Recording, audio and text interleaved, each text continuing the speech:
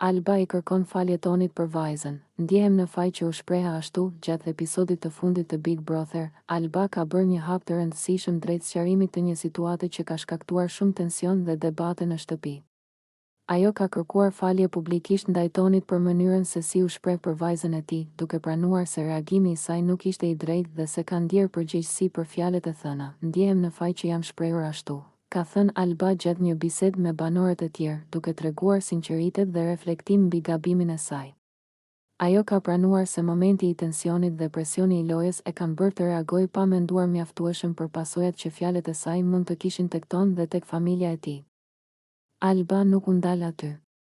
Ajo tha se ka kërkuar falje edhe për vitin e ri, duke treguar dëshirën për të shëruar çdo keqkuptim dhe për të nisur një faqe të re pa konflikte të panevojshme.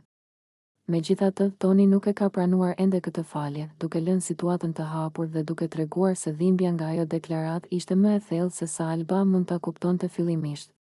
Kjo situatë ka qenë një nga momentet më të ndjeshme të këtij sezoni të Big Brother.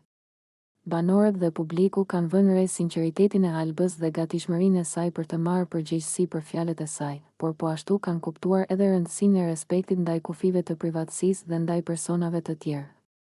Veçanërisht kur përfshihen familjarët dhe fëmijët, reflektimi i Albës tregon një pjesë të rëndësishme të dinamikës psikologjike brenda shtëpisë, sa shpesh presioni i lojës, konkurenca dhe emocionet e forta mund të çojnë në gabime, dhe sa e rëndësishme është të dish të pranosh këto gabime dhe të kërkosh falje. Ndërkohë, refuzimi i faljes nga ana e Tonit tregon se disa situata kërkojnë kohë dhe se shërimi i plagëve emocionale nuk bëhet menjëherë. Në këtë kontekst, Alba ka dhënë një mesazh të rëndësishëm për të gjithë. Guximi për të kërkuar falje nuk është shenjë do.